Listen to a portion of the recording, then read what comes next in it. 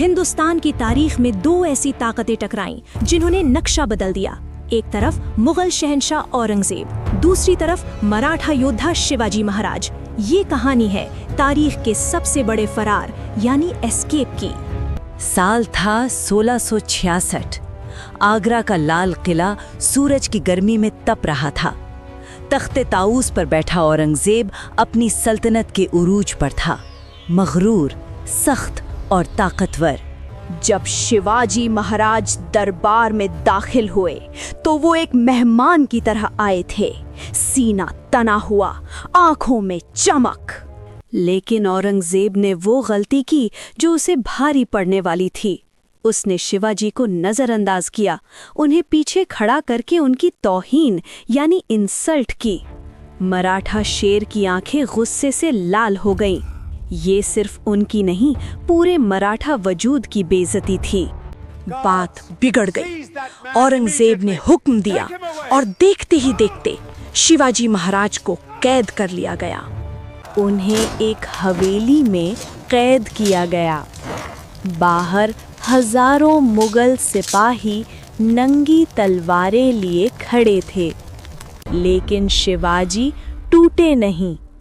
बंद कमरे में वो तलवार से नहीं, अपने दिमाग से लड़ रहे थे। एक प्लान बन रहा था। उन्होंने बीमार होने का बहाना किया। वो बिस्तर पर कराहने लगे। मुगलों को लगा कि कैदी अब कमजोर हो चुका है। सेहत की दुआ के लिए उन्होंने गरीबों में मिठाई की बड़ी बड़ी टोकरियां भेजना शुरू की। रोजाना टोकरियां आती और जाती। पहले गार्ड्स चेक करते थे, लेकिन फिर वो बेपरवाह हो गए। और यही शिवाजी चाहते थे। आखिर वो दिन आ गया। कमरे में सन्नाटा था। 2 खाली टोकरियां तैयार थीं।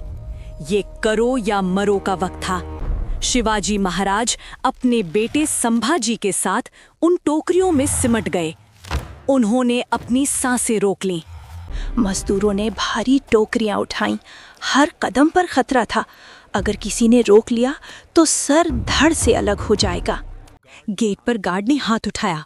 दिल की धड़कन रुक गई, लेकिन किस्मत बहादुरों का साथ देती है।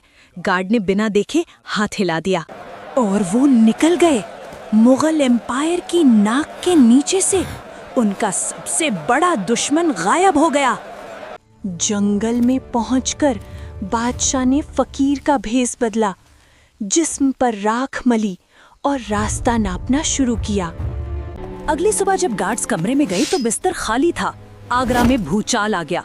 औरंगजेब गुस्से से पागल हो गया। उसने चीजें तोड़ दी। ये उसकी जिंदगी की सबसे बड़ी शिकस्त थी। You have failed me for the last time. Faster, move! He cannot be far. Search the trees. Find him. Mughal घोड़े हर दिशा में दौड़ाए गए, लेकिन तीर कमान से निकल चुका था। हफ्तों तक शिवाजी चलता रहा, पहाड़ों और नदियों को चीरते हुए अपनी मिट्टी की तरफ। और फिर वो मंजर आया। रायगढ़ किले पर भगवा झंडा लहरा रहा था। शेर वापस अपने घर आ गया था। चट्टान पर खड़े होकर शिवाजी ने आगरा की तरफ देखा और मुस्कुराए। उन्होंने साबित कर दिया कि लोहे की जंजीरें हौसलों को कैद नहीं कर सकती। ये थी वो दास्तान जिसने सदियों तक लोगों को सिखाया कि ताकत बड़ी नहीं होती, हिम्मत बड़ी होती है।